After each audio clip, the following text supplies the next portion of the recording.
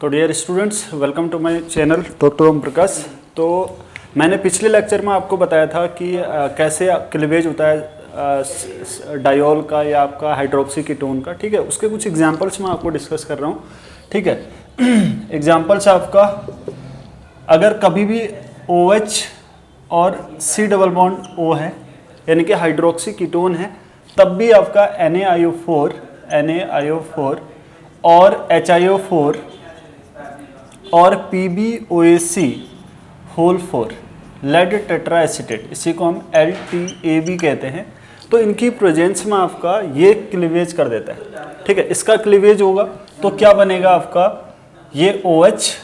ठीक है, देखो आपको क्लीवेज करने का तरीका यही है, बेस्ट वे आपको बता रहा हूँ तरीका कि यार आप इस साइड भी OH लिख दो और इस साइड भी OH लिखो। ठीक है, ये आपका CH3 था, ये आपका CH3, क्योंकि आपको प्रोडक्ट भी तो ढूंढने हैं ना कि यार इसके प्रोडक्ट बनेंगे क्या। तो आप क्या करो, एक OH तो ऑलरेडी था, दूसरा OH ये है। अब देखो मैंने आपको बोला है कि यार geminal diol does not exist, geminal diol exist नहीं करता है। इस साइड क्या मिला, plus CH3 C double bond OH, ये तो एसिड है, ये तो एग्जिस्ट करेगा ही। एक तो मिला आपका एसिड और दूसरा मिला आपका जेमिनल डायोल।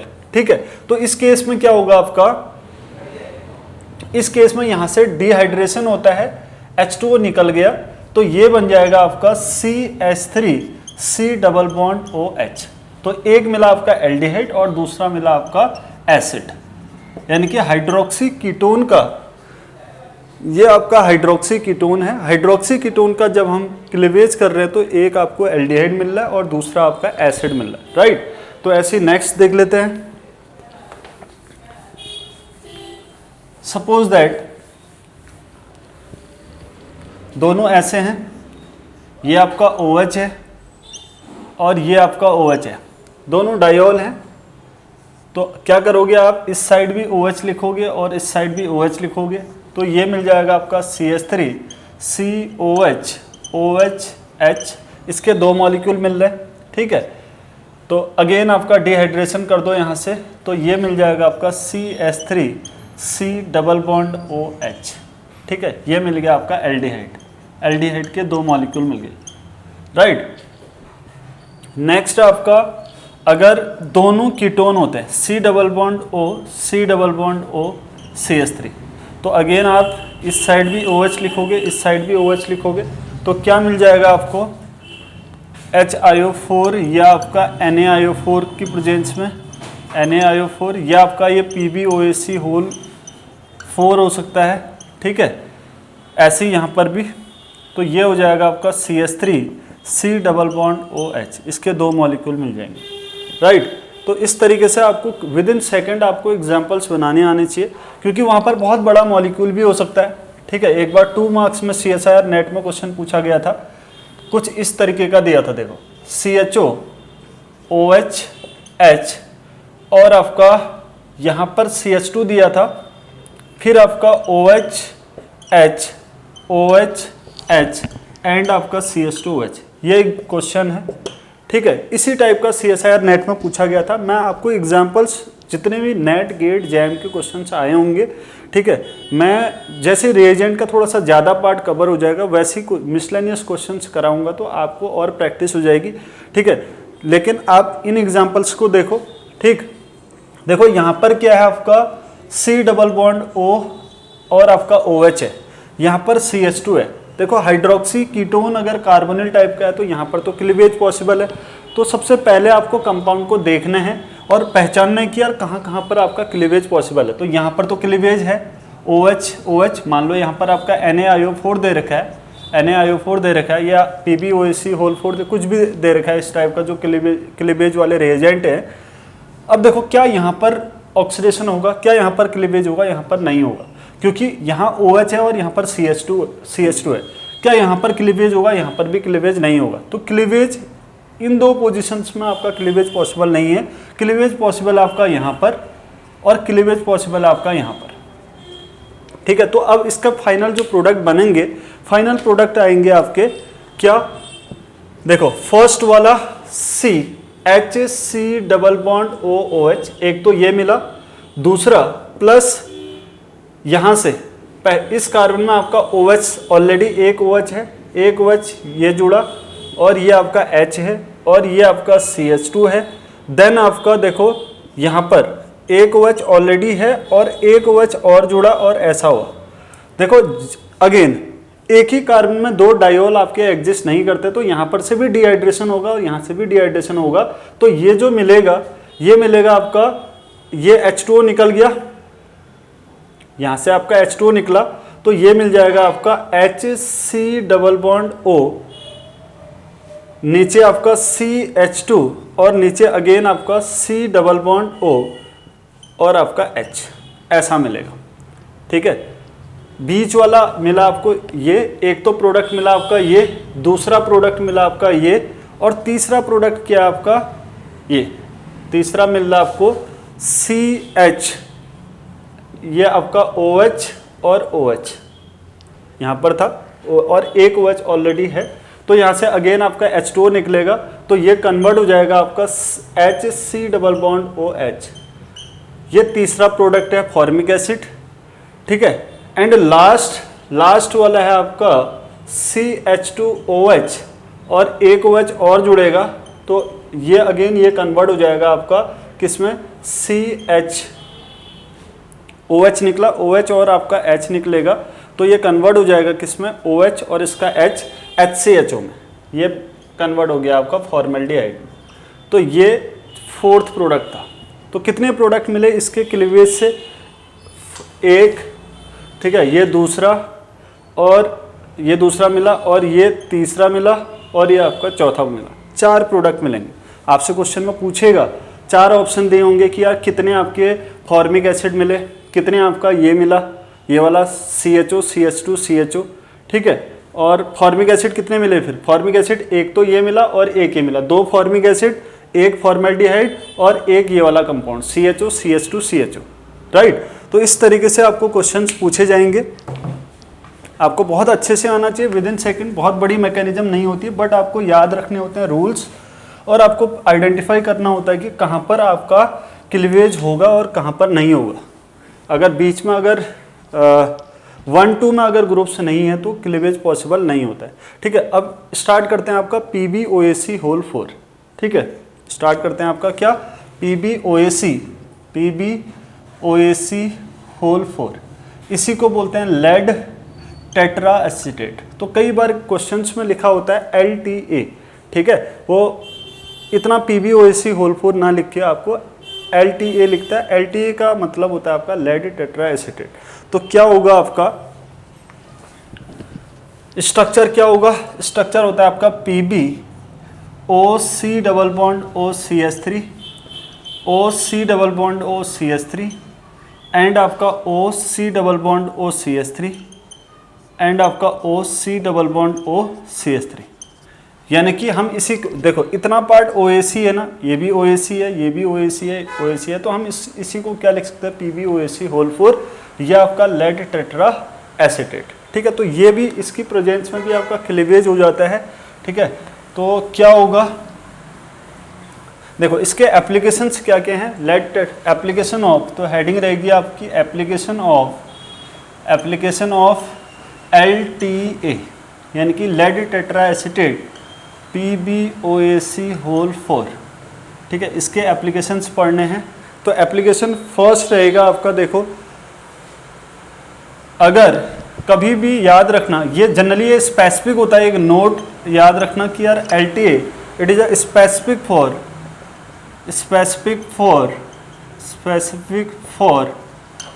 जब 20 डाइकार्बोक्सिलिक एसिड होता है, ये आपका डाइकार्बोक्सिलिक एसिड ऐसा कुछ होता है COH, इसके क्लीवेज के लिए बहुत स्पेसिफिक होता है। यानी कि जब इसका क्लीवेज होगा, इसका अगर मैं क्लीवेज करता हूँ LTA, तो ये बन जाता है आपका CO2, ये CO2 ये CO2। ठीक है, 2 CO2 आपके बन जाएंगे इसके क्लीवेज से, राइट। इसके लिए स्पेसिफिक होता है। और एक और एग्जांपल है इसका, एक और एप्लीकेशन है, जब भी अगर कुछ ऐसा होता है विसिनल पोजीशन पे COOH होते हैं, ये आपका COH है और ये आपका COH है। एडजेसेंट पोजीशन में जब भी COH होता है और LTA दिया होता है, LTA दिया होता है। तो बेसिकली LTA की प्रेजेंस में जो विसिनल पोजीशन में डाई कार्बोक्सिलिक एसिड है, ये आपका डी कार्बोक्सिलेशन रिएक्शन देता है। क्या देता है आपका? डी कार्बोक्सिलेशन रिएक्शन देता है। तो ये आपको सारी या रिएजेंट में ऑर्गेनिक को स्ट्रॉन्ग करने का तरीका यही है कि यार आप रिएजेंट का फंक्शंस याद रखो, ठीक है। जब तक आपको रिएजेंट का फंक्शन पता नहीं होगा तब तक आप प्रोडक्ट नहीं बना पाओगे या उतनी अच्छी कमांड नहीं आएगी। तो LTA क्या है? LTA अगर लेड टेट्रा एसीटेट अगर डालेंगे, बिस डाई कार्बोक्सिलिक एसिड होगा तो इसकी प्रेजेंस में डी कार्बोक्सिलेशन हो जाएगा, यानी कि यहाँ से CO2 निकल जाता है और क्या बन जाता है आपका? एल्कीन। यहाँ से मिलेगा आपका एल्कीन, ये डबल बॉन्ड आ जाएगा, राइट। तो ध्यान रखना है यार कि जब भी बिस डाई कार्बोक्सिलिक एसिड है और LTA लेड टेट्रा एसीटेट डालते हैं तो डी कार्बोक्सिलेशन हो जाता है और एल्कीन फॉर्म हो जाता है, राइट। एक नेक्स्ट एप्लीकेशन है आपका LTA का, oxidation of simple alcohol into carboxyl, ठीक है। Next application number 2, oxidation of alcohol into carbonyl, ठीक है। अगर आपको ऐसा दे रखा है, मान लो CH2OH दे रखा है और यहाँ पर आपका LTA दे दिया आपको, ठीक। तो ये जो आपका OH है CH2OH, ये कन्वर्ट हो जाता है आपका RCH2 C double bond OH में, ठीक है। तो ये आपका नेक्स्ट है, इसका एप्लीकेशन था। और नेक्स्ट एप्लीकेशन है आपका acetoxylation and methylation of active position, ठीक है। नेक्स्ट एप्लीकेशन है आपका एसिटोक्सिलेशन, एप्लीकेशन नंबर 3, ये इससे क्वेश्चन पूछे भी गए हैं CSIR नेट में।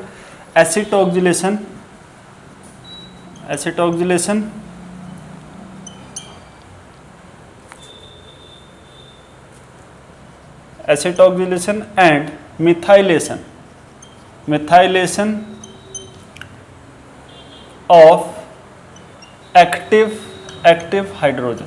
अगर कंपाउंड में एक्टिव हाइड्रोजन प्रेजेंट होता है तो वहाँ पर एसिटोक्सिलेशन या आपका मिथाइलेशन हो जाता है LTA की प्रेजेंस में, ठीक है। तो मतलब इंसर्शन ऑफ ऑक्सीजन कह सकते हो एक तरीके से। अगर मान लो ऐसा एग्जाम्पल आपका ये RH है, कोई एल्केन है, हाइड्रोकार्बन है, अगर वहाँ पर एसिटोक्सिलेशन करना है तो एक बेस्ट रिएजेंट होता है आपका PbOAc(4). तो RH है, ये होता है एक्टिव हाइड्रोजन, यहाँ पर एक्टिव हाइड्रोजन। अगर हमने PbOAc(4) डाल दिया, ये आपका PbOAc(4) है, तो यहाँ पर क्या हो जाता है आपका ROAC बन जाता है। यानी कि अगर मैं इसको ओपन करके लिखता हूँ, एक तो ROAC बनता है, दूसरा आपका RCH3 मिल जाएगा, ठीक है, RR मिल जाएगा। OAC को मैं ऐसे भी लिख सकता हूँ और OC double bond OCH3, right. तो ये इसका नेक्स्ट एप्लीकेशन है कि यार एक्टिव हाइड्रोजन में OAC एसिटोक्सिलेशन हो जाता है, या आपका ये मिथाइलेशन हो गया, राइट। हाइड्रोजन की जगह या मिथाइल ग्रुप जुड़ जाता है, या आपका OAC ग्रुप जुड़ जाता है। ये इसका नेक्स्ट एप्लीकेशन है, ठीक है। मैकेनिज्म क्या होगी देखो, अगर मैकेनिज्म करें तो जो PbOAc(4) है, ये फ्री रेडिकल मैकेनिज्म देता है। PbOAc C double bond OCH3 and OC double bond OCH3, ये आपका C double bond OCH3 OC double bond OCH3, ठीक है। तो यहाँ से आपका फ्री रेडिकल मैकेनिज्म होती है, तो ये बन जाता है आपका CH3 C double bond O radical, इसके 2 मॉलिक्यूल मिले प्लस आपका PbOAc(2), ठीक है, ये मिला। फिर नेक्स्ट क्या होता है कि यार RH, ये फ्री रेडिकली ब्रेक होगा प्लस किसकी प्रेजेंस में आपका CH3 C double bond O radical, क्योंकि यहाँ पर जो H है ये आपका एक्टिव हाइड्रोजन होता है। तो यहाँ से क्या मिल जाएगा, इसको H चाहिए, इसको H रेडिकल चाहिए, तो ये R रेडिकल प्लस आपका CH3 C double bond OH बन जाता है, राइट। अब देखो हमें यहाँ पर इसके 2 मॉलिक्यूल मिले थे CH3CO रेडिकल के, तो एक मॉलिक्यूल तो यहाँ लग गया, उसने CH3COOH बना दिया। नेक्स्ट जो मॉलिक्यूल होगा, नेक्स्ट आपका CH3 double bond O radical, यहाँ पर देखो रेडिकल है तो ये रेडिकल ही ब्रेक होगा, तो इससे आपको CH3 रेडिकल प्लस आपको CO2 मिला। ठीक है, अब जो R रेडिकल एक्टिव हाइड्रोजन ये भी आपका एक्सेस अमाउंट में होगा, तो R रेडिकल के ये CH3 रेडिकल के साथ इस R रेडिकल की रिएक्शन अगर हम CH3 रेडिकल के साथ करेंगे तो रेडिकल मैकेनिज्म क्या होती है, इनिशिएशन होता है, प्रोपोगेशन होता है एंड इनहिबिशन और देन आपका टर्मिनेशन। अगर आपका फ्री रेडिकल मैकेनिज्म के स्टेप्स को अगर ध्यान रखें तो यहाँ पर खैर ये सारी चीज़ें नहीं करनी है, बट पॉसिबिलिटी है ना R रेडिकल और CH3 रेडिकल, तो ये जब भी दो रेडिकल आपस में आते हैं तो ये कंबाइन हो जाएंगे तो RCH3 बन जाएगा। ये क्या बन जाएगा आपका R। तो दो चीज़ें हुई यहाँ पर देखो, एक तो एसिटोक्सिलेशन हुआ, एसिटोक्सिलेशन हुआ कहाँ पर, एक तो आपका RCH3 बना और दूसरा बनेगा आपका ROCOCH3। कौन सा था, ये वाला। अगर मैं हाँ यहाँ पर नेक्स्ट स्टेप में एसिटोक्सिलेशन वाला नहीं किया था, तो अगर ये R रेडिकल है प्लस आपका CH3 C double bond O radical, तो ये डायरेक्ट आपका जुड़ जाएगा, यहाँ पर रेडिकल है तो ये बन जाएगा आपका ROC double bond O CH3। तो दो पॉसिबिलिटी मैंने आपको बताई थी LTA के केस में, एक तो आपका एसिटोक्सिलेशन एंड दूसरा आपका मिथाइलेशन। यहाँ पर क्या हुआ, आपका मिथाइलेशन हुआ। ये वाला जो प्रोडक्ट है ये आपका मिथाइलेशन का प्रोडक्ट है, ये आपका मिथाइलेशन का प्रोडक्ट है, और ये वाला जो प्रोडक्ट है ये आपका एसिटोक्सिलेशन, राइट। तो ये है आपका LTA का एक इम्पॉर्टेंट एप्लीकेशन, और इससे रिलेटेड आपका CSIR नेट में क्वेश्चन पूछा भी गया था। मैं क्वेश्चंस को जब CSIR से रिलेटेड जितने भी प्रॉब्लम्स हैं उनको मैं पेपर सॉल्व कराऊंगा। ठीक है, पहले हम बेसिक्स बना रहे हैं कि यार रिएजेंट का रोल क्या है, ठीक है, उसके एप्लीकेशंस क्या क्या हैं, तब हम क्वेश्चन लगाएंगे। पहले ही क्वेश्चन लगाएंगे और हमें रोल फंक्शन अगर पता नहीं होगा तो उसमें हम फिर डिफ़िकल्टी फील होगी, राइट। अब एक इम्पॉर्टेंट चीज़ और होती है नेक्स्ट एप्लीकेशन कि यार हमने बताया था कि डायोल का क्लीवेज होता है, तो इसमें आपको एक बारी क्वेश्चन पूछा गया था कि यार दो टाइप के डायोल दिए हुए थे, एक तो आपका सिस डायोल, दूसरा आपका एंटी डायोल। तो आपको मैं बताना चाहूँगा नोट कि the cleavage of cis diol is faster than trans diol. तो याद रखना आपको, सिस डायोल का जो क्लीवेज होता है, सिस डायोल का जो क्लीवेज है वो ट्रांस डायोल के कंपैरिजन में फास्टर होता है, राइट। मान लो, अब कैसे सिस और ट्रांस डायोल को कैसे समझेंगे, मान लो अगर आपको ऐसा डायोल दिया है, अगर स्टीरियो केमिस्ट्री अगर सेम है, स्टीरियो केमिस्ट्री सेम है तो ये आपका सिस डायोल होगा, ठीक है। अगर स्टीरियो केमिस्ट्री अगर डिफरेंट होती है तो ट्रांस डायोल होगा।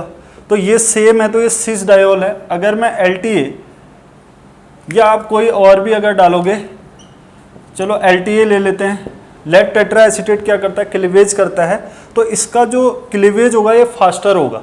ये क्या होगा आपका, फास्टर होगा, यानी कि ये RC डबल बॉन्ड O,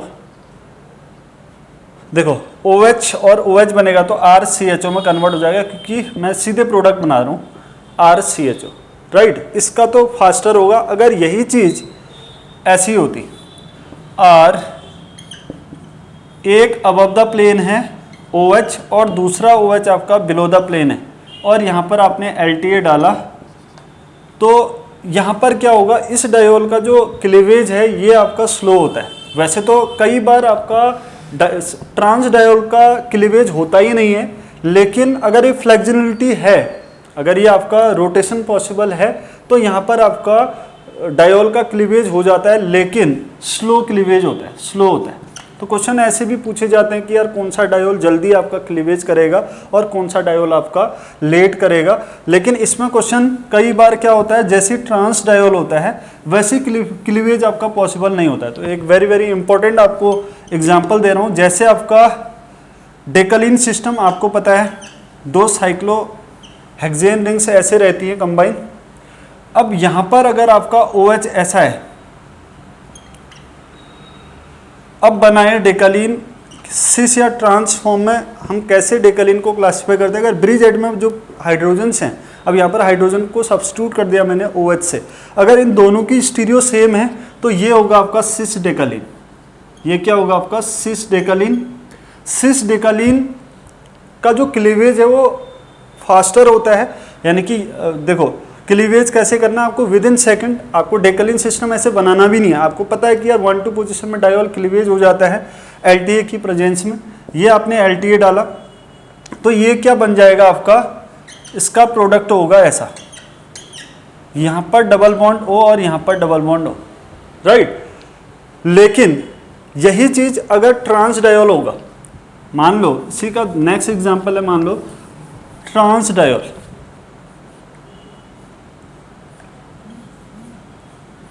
ये आपका ट्रांस डायोल है OH एंड आपका OH और यहाँ पर आपका LTA है, तो ये जो रिएक्शन होती है ये इनर्ट होता है, मतलब LTA की प्रेजेंस में ट्रांस डायोल का क्लीवेज पॉसिबल नहीं होता है, बहुत स्लो, या ये कह सकते हैं इनर्ट, ये रिएक्शन पॉसिबल नहीं है, राइट। तो इस तरीके के क्वेश्चन आपको पूछे जाते हैं, ठीक है। तो ट्रांस डायोल का जो क्लीवेज है वो जनरली आपका या तो स्लो रेट से होगा या बिल्कुल लॉक्ड स्ट्रक्चर है। ट्रांस डायोल क्या होता है, लॉक्ड स्ट्रक्चर है डेकालीन सिस्टम में, तो वहाँ पर आपका फ्लेक्सिबिलिटी भी नहीं है, फ्लेक्सिबिलिटी आपका बिल्कुल नहीं है, तो इसलिए ट्रांस डायोल आपका in case of decalin system cleavage नहीं हो पाता है, या आपका बहुत स्लो होता है, या हम यूँ कह सकते हैं कि इनर्ट होता है, राइट।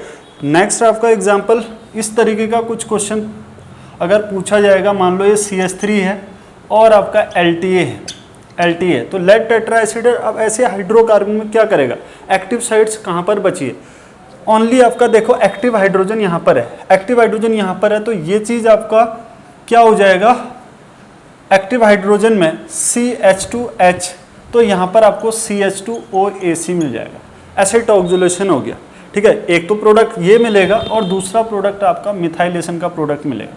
ये इंपॉर्टेंट एप्लीकेशन है इसका, किसका, लेड टेट्राएसिटेट का। जब भी आपको ऐसे कुछ मिलता है एक्टिव हाइड्रोजन वाला हाइड्रोकार्बन कंपाउंड, तो LTA की प्रेजेंस में दो चीज़ें होती है, एक आपका एसिड ऑक्सीडेशन होता है, दूसरा आपका मिथाइलेशन होता है। Okay, thank you.